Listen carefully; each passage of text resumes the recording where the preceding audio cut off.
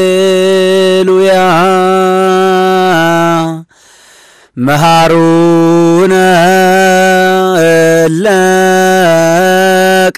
ለቀደሙነ በስመ አብ ወወልድ ወመንፈስ ቅዱስ አሐዱ አምላክ በባህሪ ሞት በመንግስቱ ሽረት የሌለበት ዘላለም ሥላሴ ቅዱስ እግዚአብሔር በልብ አስበን በአንደበት ተናግረን ስለማንዘልቀው ቸርነቱ ምሕረቱ ስሙ ለዘላለም የተመሰገነ ይሁን። እግዚአብሔርን የወለደችልን የመሰረታችን ምክንያት የድነታችን መሰረት የሃይማኖታችን ሰሌዳ እናታችን ቅድስት ድንግል ማርያም ወላዲተ አምላክ ክብር ምስጋና ይግባት። አንድ አምላክ በሚሆን በአብ በወልድ በመንፈስ ቅዱስ ስም እንዲሰነበታችሁ እንደምን ዋላችሁ እንደምን ቆያችሁ? ኃጢአታችን ታግሶ በምሕረቱ በቸርነቱ እስከዚህ ሰዓት የጠበቀን ያበው አምላክ እግዚአብሔር ክብር ምስጋና ይግባው። ልቡናችን ከፍቶ እንዲያስተምረን ቅዱስ ፈቃዱ ይሁንልን። እንደ እግዚአብሔር ቅዱስ ፈቃድ የምንማማርበት የትምህርታችን ርዕስ ለዚህም ምስክሬ ማርያም ናት በሚል ርዕስ ነው የምንማማረው። አታውቁትም? በሉ እንግዲህ እንደገና በሉ ለሶስተኛ ጊዜ ሁላችሁም ለዚህም ምስክሬ ማርያም ናት በሉ። በዚህ ርዕስ ነው የምንማማረው። የዘወትር ጸሎት ስለሆነ ይሄንን ከረሳችሁት እናንተ ታውቃላችሁ ማለት ነው። በዚህ ርዕስ እንማማራለን። መጽሐፍ ቅዱሳዊ ጥቅስ ብትሰጠን ለምትሉት መስጠቱን እንሰጣችኋለሁ። ግን ለሚያምን ሰው ጥቅስ አይጠቀስም። የምታውቁት ማለት ነው። ክርስትና ቁጥር ሳይሆን ሕይወት ነው። በሕይወት የሚኖር ነው። ሁላችሁም እንደምታውቁት ሊቃውንቱም ደጋግመው እንዳስረዱን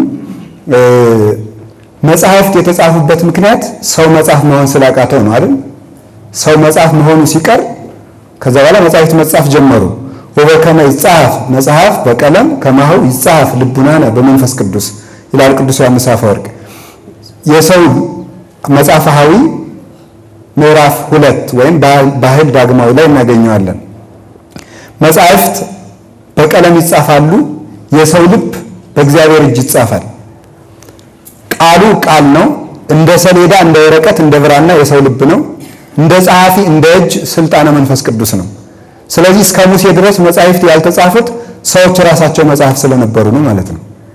ከዚያ በኋላ ግን ሰዎች ኃጢአት እየሰሩ የእግዚአብሔር ረድኤት በልቡናቸው እንዳያድር በእናንተ አድሮ ያለውን መንፈስ ቅዱስ አታስመርሩት ብሎ ቅዱስ ጳውሎስ እንደተናገረ ሰው ኃጢአት በሰራ ጊዜ እግዚአብሔር በሱ ላይ እንዳያድር እሱ ራሱ ከልካይ ግድግዳ አጥር ቅጥር ሆኖ ይከለክለዋል። እግዚአብሔር በእኛ ስራ እንዳይሰራ ለዚህ ነው አንኳኩ ይከፈትላችኋል ሲባል የምናንኳኳው ምንን ነው ብለው ሊቃውንቱ ሲተረጉሙት የምናንኳኳው ልባችን ነው የሚሉት። ሌላ አይደለም። የምናንኳኳው አንኳኩ ይከፈትላችኋል ማለት እኔ እንድገባ ልባችሁን ክፈቱት ነው። እግዚአብሔር በውጭ አስገድዶ ስለማያድን በውጭ ሆኖ ቆሞ የኛን ፈቃድ እየሻ ይፈልጋል እና ሰው እግዚአብሔር በረድኤት በልቡ እንዳያድርበት በሆነ ጊዜ በልቡ ይጻፍ የነበረውን የእግዚአብሔር ሕግ ከሰሌዳ ከእንጨት ከወረቀት ከብራና መፈለግ ጀመረ። ቀድሞ ከልቡና ይመነጭለት የነበረውን ቃል እግዚአብሔር ዛሬ ግን ለማጥናት በጻይርና በድካም የሚወጣ የሚወርድ ሆነ። ለማጥናትም ወለማረከልከ ቀለም ጸዋገ ተማያየት ቢሆን 10 ወክሌተ ጊዜያት ይላል መቅደም ወንጌል። ጠማማ ቀለም በገጠመ ጊዜ 12 ጊዜ ተመላልሰህ አጥናው። ጠማማ ቀለም ሲገጥም አልጠና ሲል ስንት ጊዜ ነው የሚጠናው? በሐዋርያት ሃይማኖት በሐዋርያት ክህነት በሐዋርያት ሃይማኖት በሐዋርያት ክህነት በሐዋርያት መስዋዕት ጸንተ አጥናው ለማለት ነው እንጂ 12 ጊዜ ለምን 15 ሳይሆን ካልያዝ ነው 100 ጊዜ ልናጠናው ይችላል። ቁጥሩ የሚያመለክተው በቅዱሳን ሐዋርያት ስም የሚተረጎም ትምህርት ሁሉ ለድነት ያበቃል። እስራኤል ከዮርዳኖስን ሲሻገሩ 12 ድንጋይ ተሸክመው የተሻገሩበት ምክንያት እሱ ነው። ዋናው መሰረታዊ ክህነትም ሃይማኖትም ሥርዓትም ድነትም መስዋዕትም በሐዋርያት ሰንሰለት የመጣ እንደሆነ ለድነት ያበቃል ማለት ነው። ይሄንን ካልን ስለዚህ መጽሐፍ ቁጥር መጽሐፍ የተጀመሩ ሲጀመር ለመጽሐፍ ቅዱስ ቁጥር የሰጡት አሞኒዮስና ኦሳቢዮስ ናቸው። ሐዋርያት ዝም ብለው ጽፈው ነው ያመጡት እንጂ ቁጥር ምዕራፍ ህዳግ አልጻፉም። አብይ ቁጥር ንዑስ ቁጥር አልጻፉም። እነሱ ሐዋርያት እንደ ዘላን ናቸው። ዘላን ታውቃላችሁ፣ ከብትና በግ የሚያረባ ነው አይደል? ነርቶ አምጥቶ ያስረክባል እንጂ አርዶ አይሰጥም። ስለዚህ ሐዋርያት ከክርስቶስ የተረከቡት በግ ነው። ጥቅስ ማለት በግ ነው። በጉን አምጥቶ ያስረከቡ። ከዛ በግ አራጁ ደግሞ ፈትቶ ቆዳውን ገፎ ብልቱን በስልት አውጥቶ ለምግብ እንዲገባ አድርገው ያቀረቡት ቅዱሳን ሊቃውንት ናቸው። ሰው ማወቅ የሚገባ አንድ ነገር ቢኖር ያለ መጽሐፍ ቅዱስ ቤተክርስቲያን ልክ አትሆንም እንደምንለው ሁሉ መጽሐፍ ቅዱስም ያለ ቤተክርስቲያን ልክ እንደማትሆን ማወቅ አለበት። ያለ ቤተክርስቲያን መጽሐፍ ቅዱስ ልክ አይደለችም። መጽሐፍ ቅዱስ ልክ አይደለም፣ ያለ መጽሐፍ ቅዱስም ቤተክርስቲያን ልክ አይደለችም ማለት ነው። መጽሐፍ ቅዱስ ትክክል መሆኑን ያወቅነው ትክክል የሆነች ቤተክርስቲያን ስላለች ብቻ ነው እንጂማ የፈላስፎችን ሁሉ መጽሐፍ አብረን እየጠረዝን መጽሐፍ ቅዱስ እንለው ነበር። እንዳንለው እኮ ጠበቃ ቆማ ጠብቃ የሰጠችን ቤተክርስቲያን ናት። አወራርደው ጥርስ ለሌለው ወተት አድርገው ጥርስ ላወጣ አጥንቱን የሰጡት ቅዱሳን ሊቃውንት ናቸው። ያለ እነዚህ መኖር አይቻልምና ኦርቶዶክሳዊት ቤተክርስቲያን ምን ጊዜ መጽሐፍ ቅዱስን ሕይወት ላይ ስለምታስነብበው ቁጥርና መጽሐፍ ምዕራፍ ላይ ተጠቀስ ይችላል ነው። ግን ፈርቻ አይደለም እጠቅስላችኋለሁ። ለዚህ ምስክሬ ማናት ነው? ማርያም ናት። እንግዲህ ይሄንን አጠር አድርገን ለማየት ያክል የምንወስደው ትንቢተ ኢሳይያስ ምዕራፍ 7 ቁጥር 14 ነው መነሻ የምናደርገው ማለት ነው። ወናውቄ ይወክሙ እግዚአብሔር ትእምርተ እግዚአብሔር ራሱ ምን ይሰጣቸዋል ነው? ምልክት ይሰጣቸዋል። ያ ምልክት ነው ምስክር ያልነው ማለት ነው። ምልክት ማለት ተአምር ማለት ነው። ተአምር ማለት ምስክር ማለት ነው። ተአምር ማለት ምልክት ማለት ነው። ምልክት ማለት ምስክር ማለት ነው። ስለዚህ እግዚአብሔር ምልክት ይሰጣቸዋል። እግዚአብሔር ምልክት ይሰጣቸዋል። የምን ምልክት? የድነት ምልክት፣ የሃይማኖት ምልክት። የሃይማኖት ምልክትና የመዳን ምልክት የሚሆን ምልክት እግዚአብሔር ይሰጣቸዋል ነው። ስለዚህ አሁን አንድ ሰው ለመዳን እግዚአብሔር የሰጠውን ምልክት ካልያዘ በቀር ሊድን አይችልም። እግዚአብሔር የሰጠውን ምልክት ይዞ ካልዳነ ማን የሰጠውን ምልክት ቢይዝ ሊድን ይችላል? ዲያብሎስ የሰጠውን፣ ፈላስፎች የሰጡትን፣ ዓለም የሰጠችውን ወይም ስጋዊ ደማዊ ሰው የሰጠውን ስጋዊ ደማዊ መምህር የሰጠው እንዲያ ደግሞ ሊሆን አይችልም። ቅዱስ አትናቴዎስ ምን ይላል? መቅድመ ኩሉ ከመ ትጽና በርትዕት ሃይማኖት ወባይቱ ኢታጥሪ ዘንተ እማበ ሥጋ ወደም እስመ ለሊሁ ይቤ ብፁዕ አንተ ስምዖን ወልደ ዮና እስመ ይከሰተ ለከ ዘንተ ዘሥጋ ወደም። ወዳጄ ሆይ ከሁሉ አስቀድመህ በጸናች ሃይማኖት ትጸና ዘንድ ጽና፣ በርታ፣ መጽናት እንዳለብህ እወቅ። ከነገር ሁሉ አስቀድመህ የቀናች ሃይማኖት ማወቅህን አስተውል። ይህንን የቀናች ሃይማኖት ደግሞ ይህን የቀና ሃይማኖት የጸና ሃይማኖት ከሥጋዊ ከደማዊ መምህር አትማር። እንዴት ትለኝ እንደሆነ ባለቤቱ ቅዱስ ጴጥሮስን ያደነቀው ከሥጋና ከደም ባለማምጣቱ ነውና ብሎ ይነገራል። ስምዖን ሆይ አንተ ብፁዕ ነህ ብሎ ያመሰገነው ከሥጋ ከደም ያገኘውን ሁሉ በማምጣቱ ሳይሆን ከሥጋና ከደም ባለማግኘቱ ነው። ብፁዕ ልትሰኝ ብትሻ ብፁዕ ልትሆን ብትወድ ከሥጋዊ ደማዊ መምህርን ሽሽ ተወው ነው። መንፈስ የሆነው እግዚአብሔር ለመንፈሳውያን ይገለጣልና በመንፈስ እዝን ሆነ በመንፈሳውያን ተቃኝተ መንፈስ የሆነው እግዚአብሔር ስማ። ለዚህ ነው እኮ ቅዱሳን ሊቃውንት እነ ቅዱስ ጎርጎርዮስም እነ ዮሐንስ ወንጌላዊ ነባቤ መለኮት እንላቸው። ነባቤ መለኮት ማለት መለኮትን የሚሰብኩ በመለኮት የሚሰብኩ ማለት ነው። በመለኮት ተቃኝተው የሚሰብኩ ሰው ስሜት ቃኝቶት ይሰብካል። ነገር ቃኝቶት ይሰብካል። ቅናት ቃኝቶት ይሰብካል። ቅዱስ ጳውሎስ ታስሮ ሳለ ብዙ ሰባኪ ተነስቶ ነበር። እና ቅዱስ ጳውሎስ ይንደደው ብለው የሚሰብኩም አሉ ይላል። ጳውሎስ ይንደደው ብለው የሚሰብኩም አሉ። በጳውሎስ መከራ እናጽናበት ብለው የሚሰብኩም አሉ። ማለት ተመልከቱ፣ ይሄ ዛሬም እሱ ያስተማራቸው ሰዎች ስብከት እየሰበኩ ነው ተብሎ በጳውሎስ ላይ እስራት እንዲጨመርበት የሚሰብኩም አሉ። በዚህም ብሎ የሚሻው ክርስቶስ መሰበኩን ነው ብሎ ተናግሯል ማለት ነው። ቅናት ቃኝቷቸው የሚሰብኩም አሉ። ነገር ቃኝቷቸው፣ ዘር ቃኝቷቸው፣ ፖለቲካ ቃኝቷቸው፣ ጥቅም ቃኝቷቸው፣ ክብር ቃኝቷቸው፣ ገንዘብ ቃኝቷቸው ይሰብካሉ። ግን በድህንፃ መለኮት ተቃኝተው የሚሰብኩ በድህንፃ መንፈስ። ለዚህ ነው አባዬ ዘጋስጫ በድህንፃ መንፈስ ዝብቂ አውታረ መሰብቆ ለልቤ ዋስተንፍሲ ውስታፌ ከማውኩን እንዚራው ለበኩርኪ። አንቺ እመቤታችን በመንፈሳዊ ድህንፃ ማለት የመሰብቆ መምቻ ማለት ነው። የመሰብቆ መምቻ ያን መሰብቆው ተመልከቱ። መሰብቆው ሲመታ መቃኛው ሲመታ ድምጽ እንዲያወጣ በመንፈሳዊ ድህንፃ እኔንም ቃኝተሽ ልሉን ዋስተንፍሲ ውስታፌ ረድኤት መንፈሳዊን አሳድሪብኝ ይልና የልጅሽ ምንዚራ ለመሆን አብጪኝ ብሎ ይነገራል። በመንፈስ ቅዱስ የተቃኘ እንደሆነ ነው እንዲያ ሆኖ የእግዚአብሔር እንዚራ ለመሆን የሚበቃው። እና ነቢያት ሐዋርያት በጻፉት መሰረት እግዚአብሔር የሰጠንን ምልክት ከመያዝ በቀር ዲያብሎስ የሰጠንን ምልክት ልንይዝ አንችልምና ድንግል ማርያምን በነገራችን ሁሉ መሃል የምንይዛት ለዚያ ነው። እግዚአብሔር ምልክት አድርጎ ስለሰጠን ያቺ ምልክት ድንግል ማርያም መሆኗን ለማስረዳት ወላሂ ድንግል ትጸንስ ወተወልድ ወልደ እነሆ ይህች ምልክት ማናት ስንል እዛው ዝቅ ብሎ እነሆ ድንግል በድንግልና ትጸንሳለች ስሙንም አማኑኤል ትለዋለች ብሎ ይነገራል። ስለ ቃሉ እግዚአብሔር ስሙ የተመሰገነ ይሁን። እንደዚህ ካልን ድንግል ማርያም ማን የሰጠን ምልክት ናት? አንዳንድ ጊዜ ልንገራችሁ፣ እግዚአብሔር ይህንን ወረቀት ተሸከሙ ቢላችሁና አትሸከሙ የሚል ሰው ቢመጣ ምን ብላችሁ ተመልሳላችሁ? መጻጉዕን እንዲህ ያለ ችግር ገጥሞት ነበር። አልጋን ተሸክመ ሄድ አለው ጌታ። ተሸክሞ ሲሄድ ተሰንበት ነው አትሸከም ማለት ምን ብሎ እንደመለሰ ታውቃላችሁ?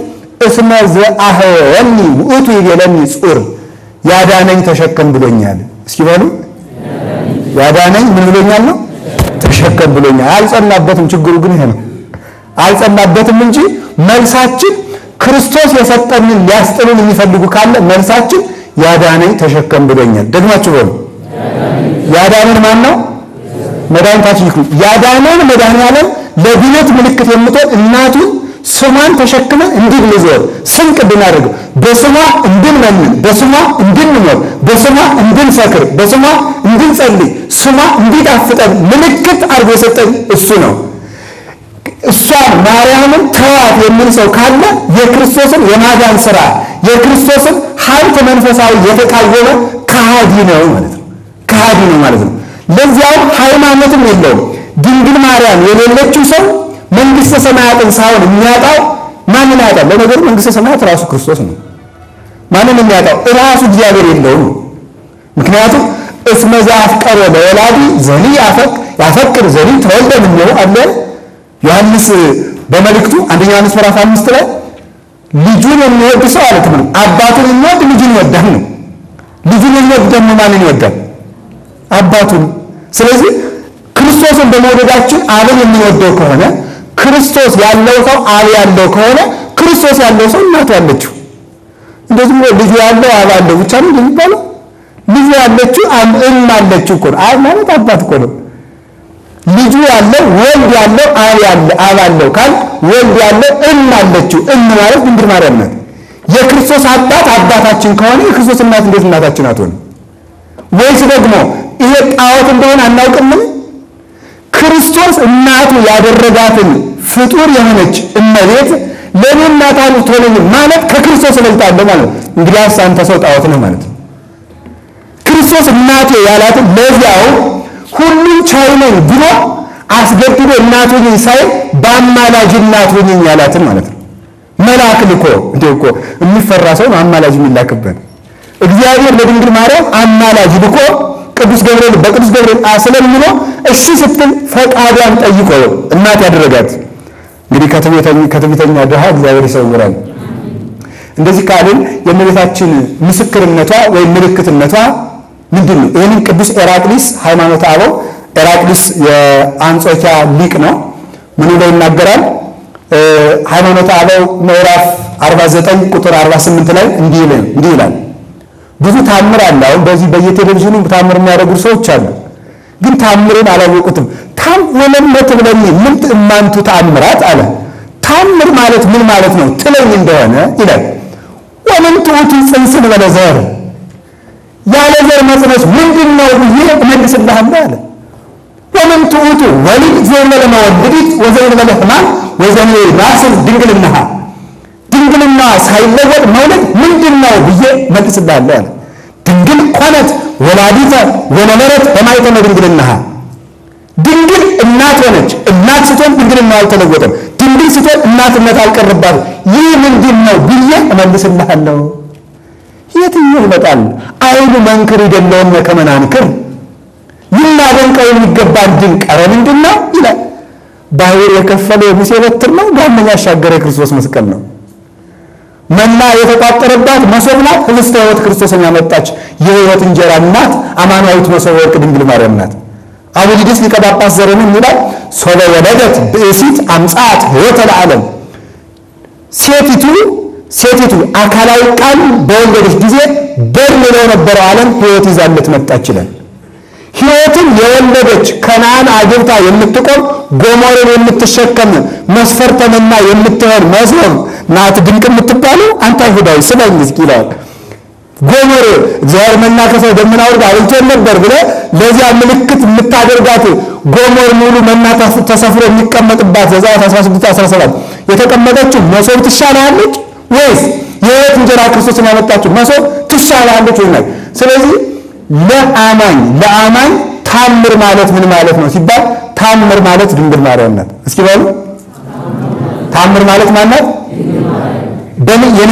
በነቢያትም መጽሐፍ በሐዋርያትም መጽሐፍ የዚህ ሁሉ የመጻሕፍት የመጨረሻቸው ታምር ቅድስት ድንግል ማርያም ናት።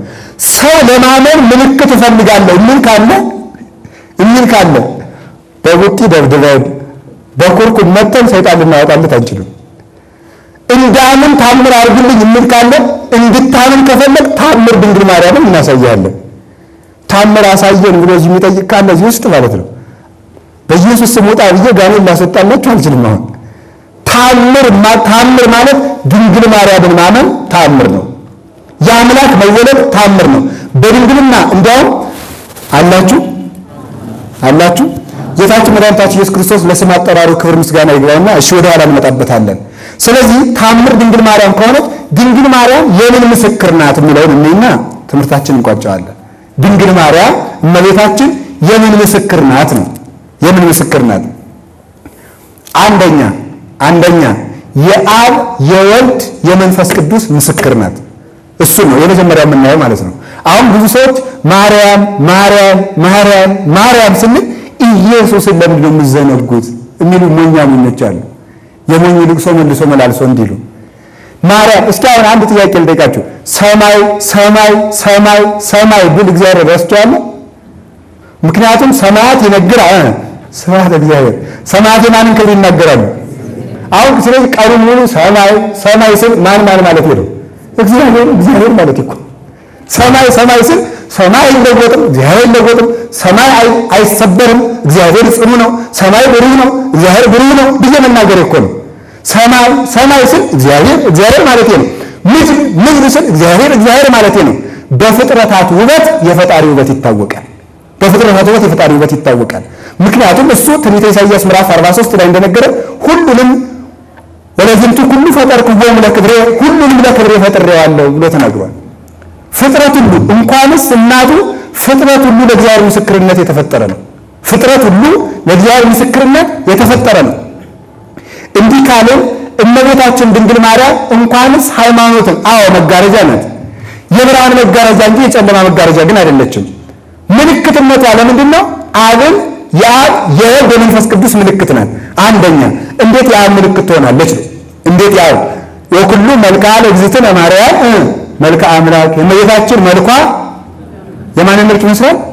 ስለዚህ የአብን መልክ ይመስላል፣ የወልድን መልክ ይመስላል፣ የመንፈስ ቅዱስን መልክ ይመስላል።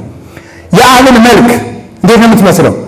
አብ ያለ አባት ወለደ፣ ያለ እናት ወለደ።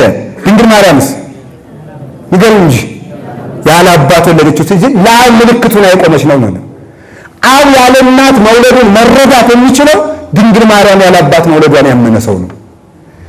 ግን የድንግል ማርያምን ምልክትነት ያላዘ ቀዳማዊ ልደቱ አይገባውም።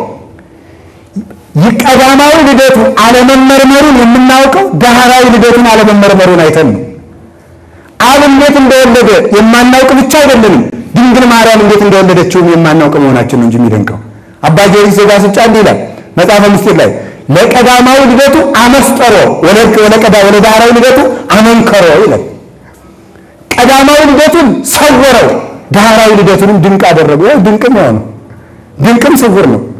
ቅዱስ ትንቢተ ኢሳይያስ ምዕራፍ 9:6 ታነቡ ስሙን ድንቅ መካር አያል ቅዱስ ባስልዮስ ዘቂሳርያ ሃይማኖተ አበው ላይ ይወስድና ምዕራፍ 33 ላይ ድንቅ ማለት ምን ማለት ነው ይላል። የክርስቶስ ለምን ድንቅ ተባለ?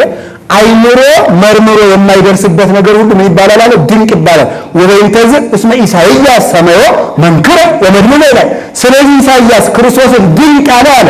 ቀዳማዊ ልደቱ ዳህራዊ ልደቱ የማይመረመር ነው ሲል ድንቅ አለው። የመጨረሻ የድንቅ መጨረሻም መጀመሪያም እግዚአብሔር ነው።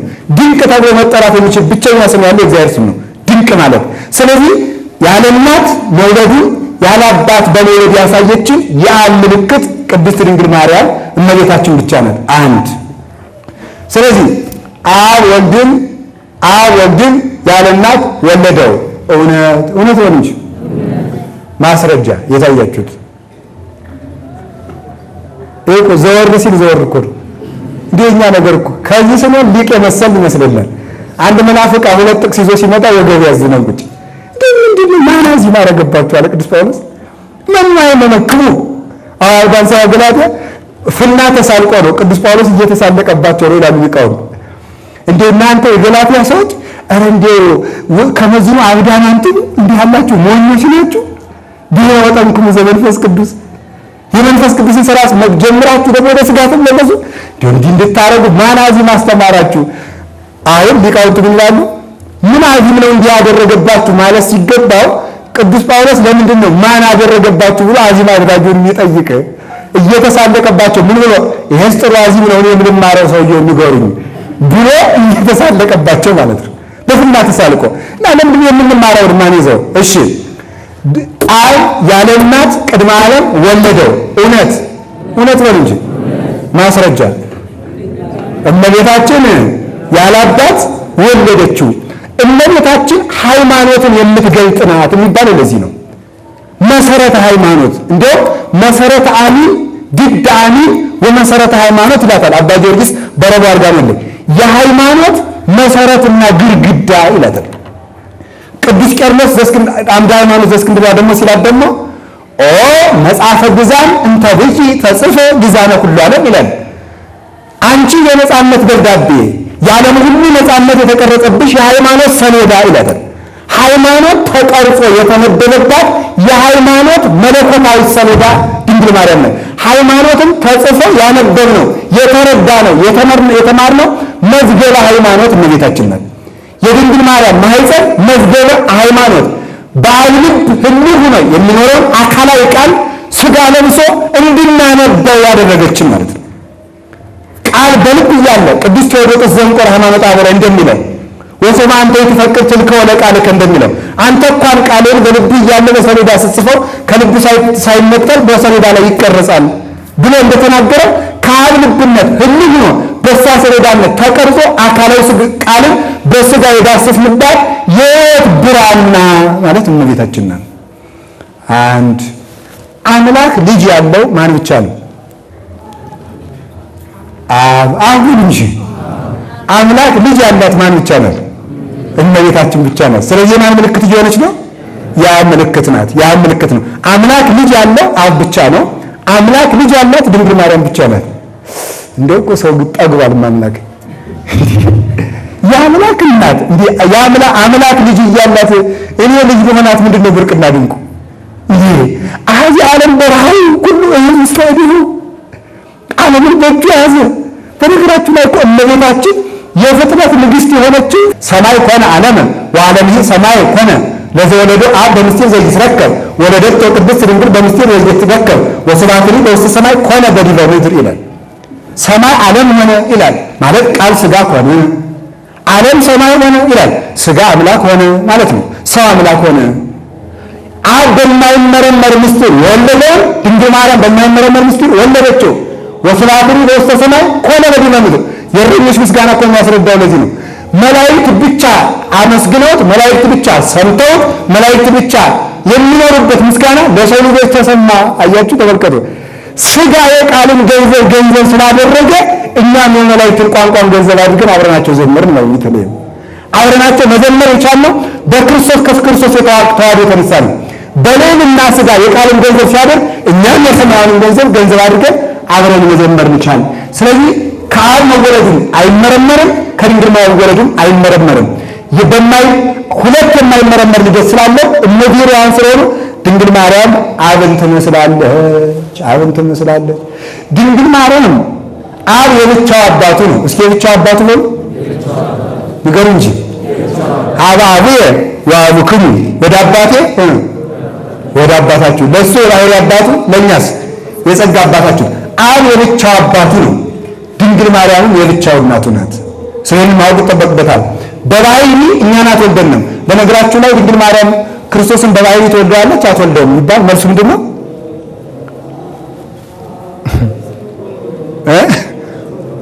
በባህሪ አትወልደውም ተወልዳለች ይባል አትወልደውም ተወልዳለች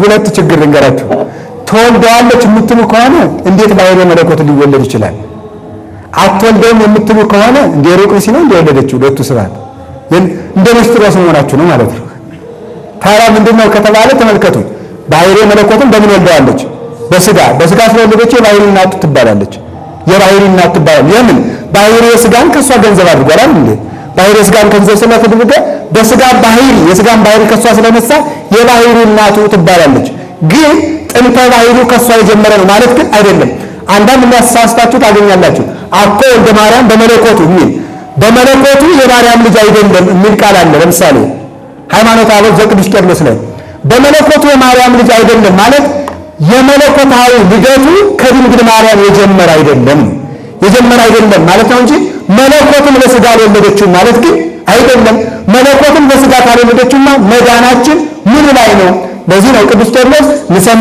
ንሰማ ለቅድስት ድንግል ወላዲተ እግዚአብሔር በስጋ እኛስ ቅድስት ድንግልን እግዚአብሔርን በስጋ የወለደች እንላታለን እኛስ በሉስ ቅድስት ድንግልን እግዚአብሔርን በስጋ የወለደች እንላታለን እግዚአብሔርን በምን ወለደች ነው እሺ አብ የባህሪ አባቱ ከሆነ ለኛስ ምናችን ነው አይደል ድንግል ማርያም የባህሪ እናቱ ከሆነች ለኛስ ምናችን ትሆናለች የጸጋ እናታችን ትሆናለች ነው አንድ አብ በደመናው ነው ዝንቱ ወእቱ ወልደ ዘአፈቅር ወለቱ ስምዑ የሚወደው የማፈቅረው ልጄ ይህ ነው አለ እመቤታችን ደግሞ ዮሐንስ ምዕራፍ 2 ላይ ኩሎ ዘይለክሙ ግበሩ የሚላችሁን ሁሉ አድርጉ ብላ የአብ ምልክቱን አለች ማለት ነው የኔ ሰጠን እግዚአብሔር የተመሰገነ ይሁን አብ ይሄን እስላም ምልክት ካል አሁን በወልድ ምልክት እናድርግ አጥራ አድርገን የወልድ ምልክት እስኪ የወልድ ምልክት ባሉ ምን አላችሁ የወልድ ምልክት እንዴት ነው የወልድ ምልክት የምትሆነው እመቤታችን ነው አንድ ሳትወለድ ሳትጸንስ ምንድነው ድንግል ባሉ አራባሉ ስትጸንስስ ከጸነሰች በኋላስ ሳትወልድ ስትወልድ ከወለደች በኋላ በጣም ጥሩ ይሄው ለምን ምልክት ይሆንና ስትሉ ኢየሱስ ክርስቶስ ትናንትም በሉ እንጂ ዛሬም ለዘላለሙ ያው ነው ተመልከቱ ምንድነው ዕብራውያን ምዕራፍ 13 ቁጥር 8 ላይ ትናንት ቅድመ ስጋዌ ዛሬ ጊዜ ስጋዌ እስከ ዘላለሙ ኢየሱስ ክርስቶስ የተባለ ነው ወከማው እስከ ዘላለሙ ከስጋዌ በኋላ ያው አይለወጥም ነው በማይለወጠው ድንግልና የማይለወጠው ልጇን ሰበከችን ማለት ነው በማይለወጠው ድንግልና የማይለወጥ ልጇን ትሰብካለች ድንግልና አለመለወጡ አምላክነቱ ላለመለወጡ ማስረጃ ነው ማለት ነው አምላክነቱ ላለመለወጡ ሊቃውንት ክርስቶስ የባህሪ አምላክ ጌታችን መድኃኒታችን ኢየሱስ ክርስቶስ የባህሪ አምላክነቱን ያስረዳባቸው ሶስት ዋና ጉዳዮችን ያነሳሉ ከድንግል መወለዱ ሞትን ድል መንሳቱ አንደኛ ከድንግል መወለዱ ነው። ሁለተኛ ሞትን ማሸነፉ ነው። ሞትን ማሸነፍ። ሶስተኛ መንፈስ ቅዱስን መላኩ ነው።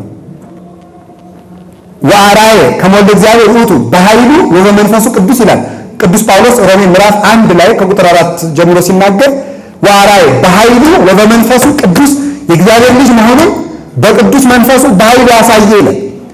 በኃይሉ ኃይለ ድንግልናን ሳይሽር ሳይለውጥ መወለዱ ኃያል አምላክ መሆኑን ያስረዳል። ፍጥረት ያይቻለው በነገራችሁ ላይ እግዚአብሔር ለምን ሰው ሆነ ከተባለ መልሱ ምንድነው? ሁሉን ስለሚችል። እሱ ሁሉን ስለሚችል ነው። ሰው ዝንጀሮ መሆን ይችላል ንገሩን። ዝንጀሮ ሰው መሆን ይችላል? እግዚአብሔር ሰው መሆን ይችላል? እሱ ማለት ይችላል። ሁሉን ስለሚችል ሰው መሆንም ቻለ።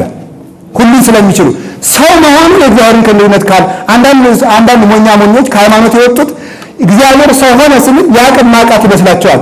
እግዚአብሔር መሆን ሰው መሆኑ ከሃሊነቱን የሚያስረዳው ከሃሊ ስለሆነ ሰው መሆኑን ቻለ ሁሉን ስለሚችል። እንዲሁ ተወልደ በተድላ መለኮት እንዳለ ቅዱስ ያሬድ ቅዱስ ጎርጎርዮስ ዘኑሲስን ተናግሯል በቅዳሴው ላይ። ተወልደ በተድላ መለኮት ለመለኮቱ በሚገባ ልደት ተወለደ ወይም መለኮታዊ በሆነ ልደት ተወለደ ማለት መለኮት ወይም አምላክ ካልሆነ በቀር በድንግልና መጸነስ በድንግልና መወለድ የሚቻለው የለም። ከሃሊ የሆነ ድንግልና ከሃሊ የሆነ ልጇን ይሰብካል ማለት ነው። አምላክን በድንግልና መጽነስ መቻሏ ሁሉን የሚችል ልጅ እንደወለደች ያሳያል። ካሌው ኤልሻዳይ አዶናይ የወለደችው ልጅ ኤልሻዳይ እግዚአብሔር አዶናይ እግዚአብሔር ካሌው ሁሉ እግዚአብሔር ዋሌ ዘይሳኑ እግዚአብሔር መሆኑን ያሳየችን በድንግልና ጸንሳ በድንግልና መውለድ ሳይሳናት በመቅረቱ ነው። በዚህ የወለደችው ክርስቶስ ሁሉን የሚችል ሕያው እግዚአብሔር መሆኑን ታስረዳለች ማለት ነው። አላችሁ? እሺ። እመቤታችን ቅድስት ድንግል ማርያም እናት ናት። ከዛስ ደግሞ ድንግል እናትም ድንግልም በሉ። ስለዚህ መካከለኛ ናት ማለት ነው። እሱ ልጅ ደግሞ አምላክም ሰው። እስኪ አምላክም ሰውም በሉ። እሺ አሁን ተመልከቱ። እመቤታችን ድንግል ናት እናት ናት? ሁለቱንም አትበሉ። እናትም ድንግልም ነው የሚባል። እናትና ድንግል ሳይሆን እናትም ድንግልም። ምክንያቱም ስንት ናት? አንድ በሉ እንጂ እናትም ድንግል ናት። አሁን ድንግል የሆነ የትኛው አካሏ እናት የሆነ የትኛው አካሏ ይባላል? አንድ ስትሆን እናትም ድንግል ነው። ክርስቶስም አንድ ሲሆን አምላክም ነው ምንድን ነው? ሰውም ነው። ለዚህ ነው የሐዲስ ኪዳን መካከለኛ የሚባለው ይሄ ነው። የሐዲስ ኪዳን መካከለኛ ማለት አምላክም ሰውም ማለት ነው። በነገራችሁ ላይ አንድ እግዚአብሔር አለና ዋህዱ እግዚአብሔር ይላል። ዋህዱ ሁሪ ማይከለ እግዚአብሔር ወሰብ ይላል። አንደኛ ቆሮንቶስ ምዕራፍ 8 ላይ ያለው ቁጥር 6 ላይ አንድ እግዚአብሔር አለና ይልና በእግዚአብሔርና በሰው መካከል አንድ ኢየሱስ ክርስቶስ አለና ይላል። አንድ ኢየሱስ ክርስቶስ ማለት በመለኮቱ ከአባቱ ጋር አንድ የሆነ በሰውነቱ ከኛ ጋር አንድ የሆነ ነው። አንድ የምትለው ቃል አሃዱ አብ ቅዱስ ማለት እኮ ማለት ተመልከቱ። አሃዱ አብ ቅዱስ ተብሎ ሲቀደስ ሰማላችሁ። ታሰቡ ነው እንጂ የሚደንቀው አሃዱ አብ ቅዱስ አይደል? አሃዱ አብ ቅዱስ ማለት ለአካሉ ብቻውን አንድ ነው፣ በመለኮቱ ደግሞ ከመንፈስ ቅዱስ ጋር አንድ ነው ማለት ነው። አሃዱ አብ ቅዱስ ማለት አሃዱ ክርስቶስ ማለትም ሰው እንደመሆኑ ከኛ ጋር አንድ ነው። አንተ ሐማኒ በከመሪናከ ምስሌነ ወአንተ ኢሃማኒ በከመሪናከ ምስለ አቡከ። ተመልከቱ ከኛ ጋር አንድ እንደሆነ ትታመማለህ፣ ከኛ ጋር አንድ እንዳለ መሆኑ ደግሞ አትታመምም። ተመልከቱ እንዛሃሉ እስተከርሰሙ ከመኩሉ ጋለ ማያው ለሊሁ ይመል ሰማይ ወምድር ይላል ቅዱስ ቄርሎስ። እንደውም ሕፃናት በማይጸን አለ ደግሞ ከሰው ልዩ ነውና እንዳባቱ በዘባነ ኪሩብ አለ። አንድ ሃይማኖት ወትሮ ስውር ያሰኘው አይመስልም። አንዱን አካል አንድ ጊዜ ትቀበላለህ፣ አንድ ጊዜ በዘባነ ኪሩብ አለ ማለት። አንድ ጊዜ ትታመማለህ፣ አንድ ጊዜ አዳኝ ነህ ማለት። አንድ ጊዜ ተወልደህ፣ አንድ ጊዜ አትወለድም ማለት። እሱ ድንቅ ይባላል። አላችሁ የማይከፈል የሚከፈል ብሎ መናገር ልዩ ስለሆነ እንደ ምስጢረ ሥላሴ በምስጢረ ሥጋዌ ነው። ስለዚህ ክርስቶስ መካከለኛ ነው ማለት አምላክም ሰው ነው እንጂ የቦታ መካከለኛ አይደለም፣ የስልጣን መካከለኛ አይደለም፣ የተዋረደ መካከለኛ አይደለም። ምክንያቱም አልቦ ውስተ ቅድስት ሥላሴ ግብርናት ወይ ተቀን የሆነ ነው ቅዱስ ጳውሎስ በቅድስት ሥላሴ አዛዥ ታዛዥ ላኪ ተላኪ ገዥ ተገዥ ክቡር አክራሪ መክበሪያ የለም። ሥላሴ አንዲት በተዋህዶ ተመለኮት ጸንታ የምትኖር ናት። ከፍሎ የሚያሳይ የለም። ከሥላሴ መንግስት ሩቡዕ ያህል ሩቡዕ መንፈስ ቅዱስ ብሎ ማሳየት የሚቻለው የለም። በአንዲት ዓለም ውስጥ አብ በመላበት ወልድ መልቶበት መንፈስ ቅዱስ መልቶበት ወልድ በመላበት አብ መልቶበት መንፈስ ቅዱስ መልቶበት መንፈስ ቅዱስ በመላበት አብ መልቶበት ወልድ መልቶበት ይኖራሉ። ዘንቅድመ ዓለም ሰፋኒት መንግስቱ ቅድመ ዓለም የነበረች መንግስቱ የማትከፈል ተባሪያ የሌለባት ተራ የሌላት ተዋረድ የሌለባት የስልጣን ሽኩቻም የሌለባት እንዴ ሥላሴ ሶስት ናቸው ሲባሉ ብዙ ድንቅ እኮ ነው የሚያሰኘው። አንድን ቤት እንደ አንድ ልብስ ሶስት ሰዎች በርዷቸው ለሶስት እንደሚለብሱት ነው። በስልጣን አንድ ናቸው ነው። ከአንድ ቤት ሶስት ሰዎች እንደሚቀመጡ ነው ወይስ ደግሞ ሶስት እንጨቶች በአንድ ምስማር እንደሚመቱ ነው ወይስ ሶስት መስፈሪያ ዱቄት አንድ ቂጣ እንደሚሆን ነው? አልወቅም። ይህን ካወቅነውማ ምን ሃይማኖት ነው? ሂሳብ ነው ነው ወይ ሂሳብ ነው ሳይንስ ነው ማለት ነው። ይህን ማናውቀው ሃይማኖቱ ክፍል የሚባለው ይሄ ነው። የሃይማኖት የምናውቀው ክፍል አለ፣ አምነን የምንተወው ክፍል አለ። ይሄንን የሚያስረዳው ሃይማኖት ብቻ ነው። ኢየሱስ ካለከ ላላፈቅ የማይቻለን አትፈልግ አንፈቁጭል አምር ከመወለደ ወልደ ወያምር ከመወለዱ እንደወለደ ያውቃል እንጂ እንዴት እንደወለደ አያውቅም። ስለዚህ መካከለኛነት ማለት ድንግል ማርያም ራሱ መካከለኛ ተብላ ትጠራለች። ይሄ ማለት እውነት ነው። እኩል ሲያረጋ ጥንዳትለም ምን ጨርቀን ጥለ ማለት ነው። አላለም ማምላክ አላለም ምን ማለት ነው?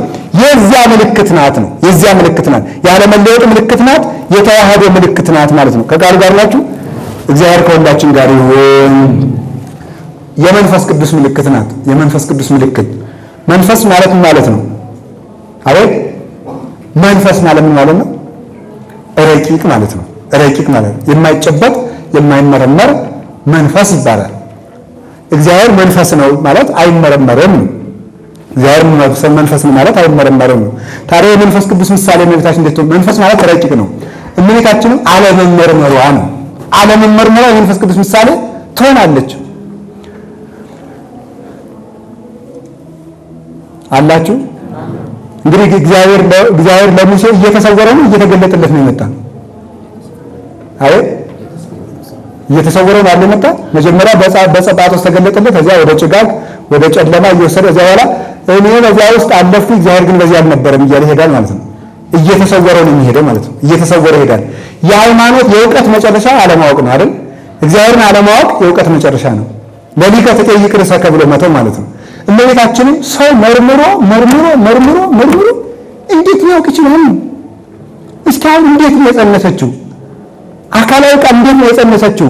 በየት ገብቶ አደረስ ተብሎ ይነገራል? እንዴት እንደጸነሰችው ማወቅ እንችላለን? መለኮትን ጸንሳ ያለመለወጧን ነገርስ የሚያውቅ ሰው አለ? እንዴት ነው ይችላል? ሀያውን ዓለም በእጆቹ እንደያዘ በማህፀኗ ቆይ ጥያቄ ጌታችን ኢየሱስ ክርስቶስ በድንግል ማርያም ማህፀን ሳለ ዓለሙን ለቆታል? በእጁ እንደያዘው ነው። አይት በእጁ እንደያዘው ከሆነ ለዓለም ለእግዚአብሔር እንዴት አድርጋ በቃችሁ? ለሱ ከበቃችሁ ለዓለም ልትጠብ ነው እንዴ? ምክንያቱም ከዚህ ዓለም በእግዚአብሔር ምንድን ነው? ዓለም በእግዚአብሔር ለዓለም እግዚአብሔር ነው። ለእግዚአብሔር ግን ዓለም የለም። ባጭር ቃል እግዚአብሔር የዓለም ነው እንጂ ለሱ ዓለም የለውም። በውስጥም አለ በውጭም አለ። አሁን እኔ እንቁላሏን በእጄ ብይዛት እንቁላሏ በእጄ አለች ጀላል እኔ ግን እንቁላሏ ውስጥ የለውም አይደል? እግዚአብሔር ግን ዓለም ውስጥ አለ ዓለም ውጭም አለ። ታዲያ እንዴት በቃችሁ? አናውቅም ነው መልሱ። ለዚህ እኮ ነው ተመልከቱ ወእሙ ለዚህነ ኢየሱስ ክርስቶስ ወሰባት አፍህረት እሙ ማርያም ለዮሴፍ ዘእንበለ ይትቃረቡ ተረፈት ጽንስተ ያለው ተረፈት ጽንስተ መሉቃ ማቴዎስ ምዕራፍ 2 ቁጥር 18 ላይ ለዮሴፍ ታጭታ ሳለ ሳይገናኙ በመንፈስ ቅዱስ ጸንሳ ተገኘች። እስኪ በመንፈስ ቅዱስ ማለት በመንፈስ ቅዱስ ማለት ከመንፈስ ቅዱስ አዋጅነት ተብሎ ይተረጎማል። አሁን ከያዝነው ርዕስ ጋር ግን በመንፈስ ቅዱስ ጸንሳ ተገኘች ማለት በመንፈስ ቅዱስ ግብር ማለት ነው። የመንፈስ ቅዱስ ግብር እንዳይመረመር በማይመረመር ግብር ጸንሳ ተገኘች ነው። የመንፈስ ቅዱስ ስራው ተመልከቱ። እስመ መንፈስ ሀበ ፈቀደ ይነፍስ ወሀበ ፈቀደ ይሃጉ ወቃለ ተሰምዕ ተመልከቱ። ወባይቱ ሀበይ የሐጉር ተመልከቱ ሀበይ የሐጉር ወሀበይ ይነፍስ ተአምር መንፈስ ወደ ፈቀደ ይነፍሳል ወደ ፈቀደ ይሄዳል ቃሉን ትሰማለህ እንዴት እንደሆነ ግን አታውቅም ማለት እንዲሁ ቅዱስ ገብርኤል እንዳበሰራት በቤተልሔም እንደወለደችው እረኞችና መላእክት እንዳመሰገኑ እናውቃለን እንዴት ወለደችው አናውቅም እንዴት እንደሚነፍስ አታውቁም ተብለናል ስለዚህ በመንፈስ ቅዱስ ግን ጸንሳ ተገኘች ማለት ማርያምን የሚያውቃት መንፈስ ቅዱስን አውቆ የጨረሰ ሰው ነው ማለት ነው መንፈስ ቅዱስን ማወቅ እንዳይቻል የእሷን ሥራ እንዳይመረመር በመንፈስ ቅዱስ የተሰወረ እንግዲህ በትውፊት አባቶቻችን ሲተረጉሙ ሐዋርያት ተሰብስበው አንድ ቀን እንዴት አድርገሽ እንደጸነሽው ንገሪን አሏት ይላል ንገሪን ኧረ ተው ይሄ ነገር አይሆንላችሁም አትችሉትም ብትላቸው ንገሪን ዝም ብለሽ አንቺ ጸንሰሻል ደሞኛ ለመስማት ብለው እንዲህ አሉ ሐዋርያት ማለት ነው ከዛ ሲሉ ይሄ ነገር ጭንቅ ነው በሉ ብላ ወመጻ ብሩህ መልአክ ወገሰሶ አጽፎ ዘየማን ወኮነ ሕይወት በሊኦ አብላን ወገሰሶ አጽፎ ዘጸጋ ወኮነ ሕይወት ሰትዮ አስተየኒ ባለቻቸው ብሩህ መልአክ መጣ ቀድሞ ከማውቀው መልአክ መጣ የበለጠ መልአክ መጣ ግራ ቀኝ ክንፉን ዳሰሰው የሕይወት እንጀራ ሆነ በልቶ አበላኝ ግራ ክንፉን ዳሰሰው የሕይወት ውሃ ሆነ ጠጥቶ አጠጣኝ ይሄ ነው ነገሩ አለቻቸው የምናውቀው ወደማናውቀው ይላል ሊቃውንት ልብ ያለ ሲገጥማቸው እንዲህ ይላል ተመልከቱ አስተርእዮ ይልና ዘውእቱ ኤጲፋንያ ይላል ኤጲፋንያ ግሪክኛ ነው ስለዚህ አስተርእዮ ግዕዝ ነበረ አስተርእዮ ማለት ይልና ዘውእቱ ኤጲፋንያ ሲል ሊቃውንቱ የምናውቀውን ወደማናውቀው ተረጎመው ይላል ማለት ነው የምናውቀውን ወደማናውቀው ወሰደችባቸው ጭራሹ ይሄ ነገር እንዴት ነው ብላ ወደ ዋናው ነገር ሳትነግራቸው ዝም ብላ እንዲህ እንዳለች መልአኩ ቅዱስ ገብርኤል መጣ መሸከም የማትችሉትን ምስጢር እንሸከማለን ብላችሁ ዓለምን ያለ ጊዜ ያሳልፋችኋት ነበር ብሎ ገሰጻቸው ነገር ግን መምሬስ ድረስ የጀመረችውን ማን ተርጉሞ ብሎ ተርጉመውታል ይላል ትርጓሜያችን ከጀመረችው ማን ተርጉሞ ያልነገረችን ምን አንናገርም አሉና ብሉ መልአክ የተባለ እግዚአብሔር አብ ነው ይላል ብሉ መልአክ የተባለ ምክንያቱም እግዚአብሔር እንኳን በመልአክ በዶሮም ተመስሏል አይጭነቃችሁ አይደለም አላለም ኢየሩሳሌም ተተቀጥሎ ነቢያት ተወግረው ለሐዋርያት ሚመጠን ፈቀድኩ አስተጋብኦም ለውልድኪ ከመንተ ታስተጋብ ዶሮ ጎድያ ተተክነፊያ አይደለም ዶሮ ጣጭቶቿን ልሰበስብሽ ወድጄ ነበር ሲል ክርስቶስ ራሱ በዶሮ መስሏል በመልአክ ስንመስለው አትቆጡም ይላል ስለዚህ እግዚአብሔር አብ ተመልከቱ እግዚአብሔር አብ ነው አለች ቀኝ ክንፉን ዳሰሰው ህብስተ ሕይወት ሆነ በግራ ክንፉን ዳሰሰው ጽዋ ሕይወት ሆነ ጠጥቶ አጠጣ በልቶ አበላኝ ማለቷ ብቻን መውለድን ቀምሷ ቀመሰኝ ማለቷ ነው ብሎ ተረጎሙ ብቻን መውለድን ማለት ገብታችኋል ስለዚህ እግዚአብሔርን የወለደ ማን ብቻ ነው አብ እንጂ እግዚአብሔርን የወለደች ማለት ማን ብቻ ነው እሱ በባህሪው ወልዶ እሱ በባህሪው የወለደው ብቻውን የወለደው የብቻው አባት የሆነው እኔም የብቻው እናቱ እንደሆነ ይሄን እድል ሰጠኝ ማለቷ ነው እዚህ የተረፈውን ሳልነገረችንም ብለው እነሱን ተተውታል ያልተነገረልን መተርጉም ስለማይገባ ስለዚህ እመቤታችን የምን ምልክት ናት የመንፈስ ቅዱስ በሉ እንጂ ለዚህም ምስክሬ በሉ እንጂ ለዚህም ምስክሬ አብን ለማመን ወልድን ለማመን መንፈስ ቅዱስ ለማመን ምስክራችን ማን ነው ማርያም ናት ማለት ነው የሃይማኖት ምስክራችን እናታችን ቅድስት ድንግል ማርያም ናት ስለዚህ ሊቁ አባ ጊዮርጊስ ዘጋስጫ ምን አለ እንዲህ አለ ሶበት ትሄለይ ማርያም መኑ ይትሄለይ ማርያም ስትታሰብ ማን ይታሰባል በል ማን ይታሰባል አቆነ ወልድ ዘተወልደ ምንያ ከሷ የተወለደ ወልድ አይታሰብ ምን ይላል ወልድ ሲታሰብ ማን ይታሰባል የባህሪ አባቱ አባ ይታሰብ ምን አባቱ ሲታሰብ የባህሪ ሕይወቱ መንፈስ ቅዱስ አይታሰብም እንግዲያውስ ማርያምን ማሰብ ሥላሴን ማሰብ ነው በሉስ ማርያምን ማሰብ ማን ማሰብ ነው አቤት ምን አላችሁ ሥላሴን ማሰብ ነው በመጨረሻ እመቤታችን የምን ምልክታችን ናት የሃይማኖት መጨረሻ ሁለተኛዋን ተናግሬ ባጭር ደቂቃ ልጨርስ የድህነት ምልክት በሉ የድህነት ምልክታችን እመቤታችን ቅድስት ድንግል ማርያም ነው በብሉይ ኪዳን ዘመን የብሉይ ኪዳን ሕግ በሶስት ነገር የጸና ነው በቃል በኪዳንና በደም የጸና ነው በቃል በኪዳን በደም ሰማችሁ ምን ማለት በቃል በኪዳን በደም በቃል 570 ወነበቦ ማለት ለካ ሙሴ እግዚአብሔርን እንዲህ አለው የሚለው ወነበቦ ይባላል። በትርጓሜ ቋንቋ ማለት ወነበቦ 570 ወነበቦ ይባላል። 570 ያነጋገረው እግዚአብሔር ማለት። ከዚያ መጀመሪያ ሙሴ ሕዝቡን ለማዳንና ርስት ለማውረስ ሶስቱን ነገሮች ነበር የሚሰራ። ኦሪትን ያነብላቸዋል፣ አንቦ ያስተምራቸዋል። ከዚያ በቃል ኪዳኑ ታቦት እንዲመሩ ያደርጋቸዋል። ከዚያ ደግሞ ይረጭና ታቦቱን ረጭቶ በደሙ እንዲታተሙ ደሙ የነካው መሰዊያ ወይም መሰዊያው መንካት እንኳን ባይችሉ ይሄ ሁሉ ዘለከፎ ለመስዋዕት ይቀደስ መሰዊያውን የነካ ይቀደሳል ተብሎ በኦሪት እንደተነገረ መሰዊያውን የነካ ይቀደሳል። መሰዊያውን ካህናት ይነካሉ፣ ካህናት ደግሞ ሕዝቡን ይባርካሉ። ኦሪት ዘኍልቍ ምዕራፍ 5-6 ስታነቡ ይሄን እንዲያነቡ ታዘዋል። አሮን ይባርክ ነበር ሕዝቡን ማለት ነው። ስለዚህ በኪዳን ማለት ታቦተ ሕጓን ይዘው ነው የሚዞሩ። በቃል ማለት ኦሪትን እያነበቡ ነው የሚመሩ። በቃል ማለት በደም ማለት ሊቀ ካህናቱ በሚሰዋላቸው መስዋዕት ነበር የሚድኑት። ከርስት የገቡት በሶስቱ ነው። እኛም እንድንድን ለሐዲስ ኪዳኑ አማናዊት ልደት አማናዊት ድነት ሶስት ነገሮች ተደርገውልናል። በቃል ወንጌልን አስተምሮናል። ሙሴ በየቀኑ አንድ ቀን ብቻ ኦሪትን ማስተማሩ አይደለም፣ መስዋዕት ሊያቀርብ ሲፈልግ ሙሴ ብቻ አይደለም፣ ማንኛውም ሊቀ ካህናት ኦሪትን አንብቦ የመሰዋት ግዴታ ነበረበት። ኦሪትን አንብቦ ነው በበጉ ላይም አንብቦ በሕዝቡ ፊት አንብቦ ኋላ መስዋዕትን ያቀርባል። ክርስቶስም ራሱን ከመሰዋቱ በፊት ወንጌልን አነበበ፣ አስተማረ። ሙሴ አስቀድሞ ኦሪትን ያነባል፣ ክርስቶስም ራሱን ከመሰዋቱ በፊት ወንጌልን 3 ዓመት አስተማረ። በጣም ጥሩ። ከዚያ በቃል ማለት ሰው ሊድን የሚችለው በምንድን ነው? በወንጌል የተመራ እንደሆነ ነው። በወንጌል ድነት፣ የአዲስ ኪዳን ድነት አንደኛው በቃል ፍኖተ ቃል፣ ፍኖተ ወንጌል፣ ፍኖተ ልዑል ብለው ሊቃውንቱ ይተረጉሙታል።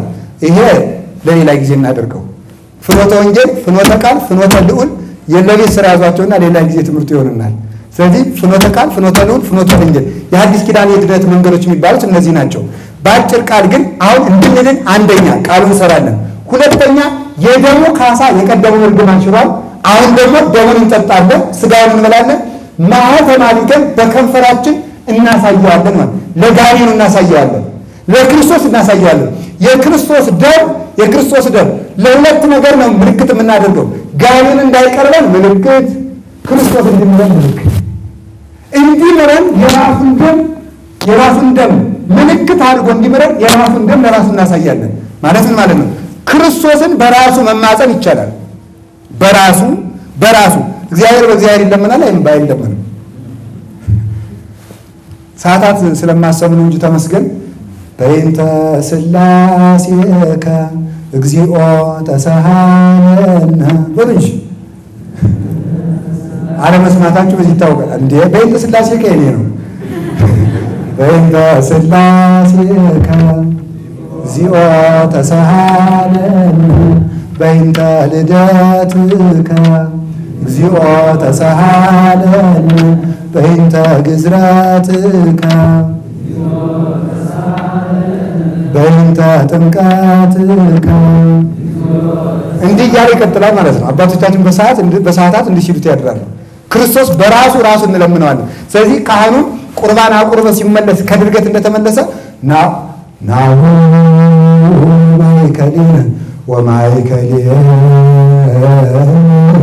ስዩም ትምህርተ መሐላ ሥጋከ ወቀስተ ኪዳነከ ደም ኢየሱስ ክርስቶስ መስዋዕተ ሰላም በከመ ተገብረ ቀስተ ደመና አመታይ ዓለም ዝናመ ጌጋይ ይህጹ ጥብቀ ልጓም ይላል።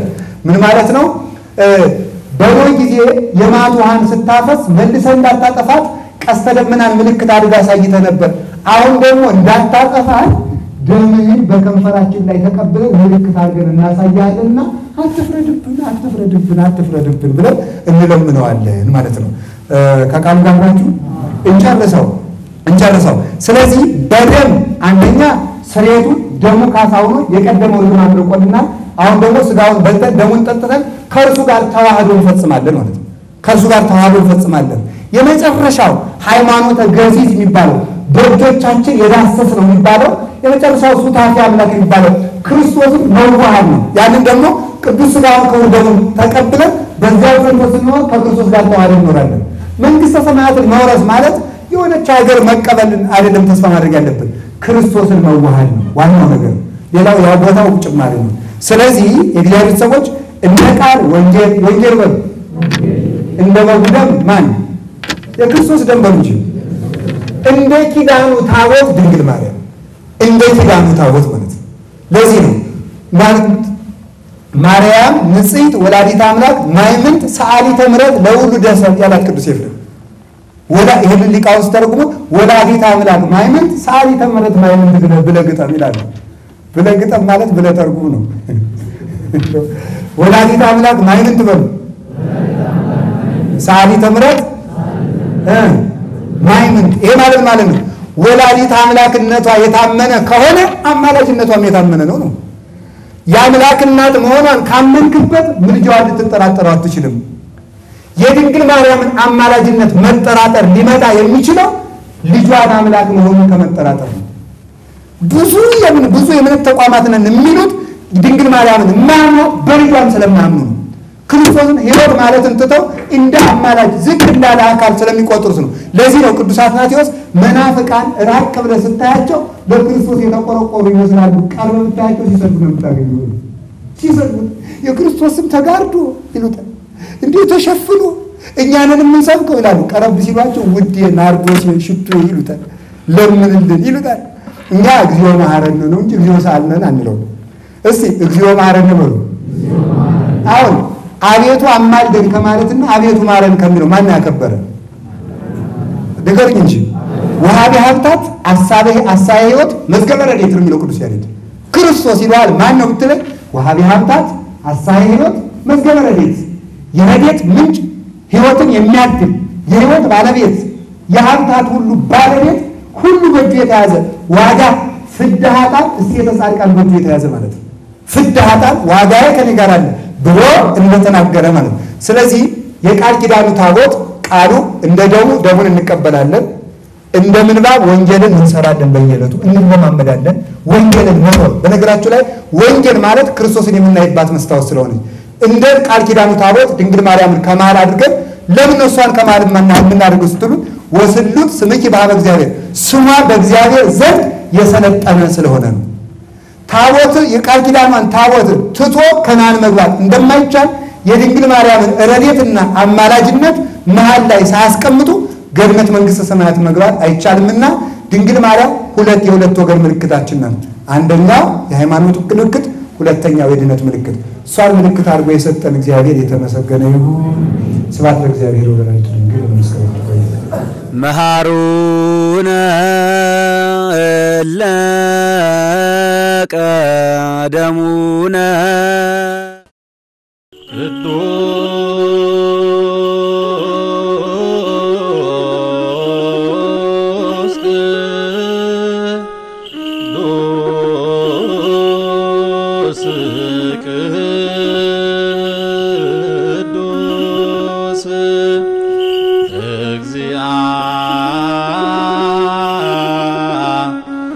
ብሔር ጸባኦት አምላክነ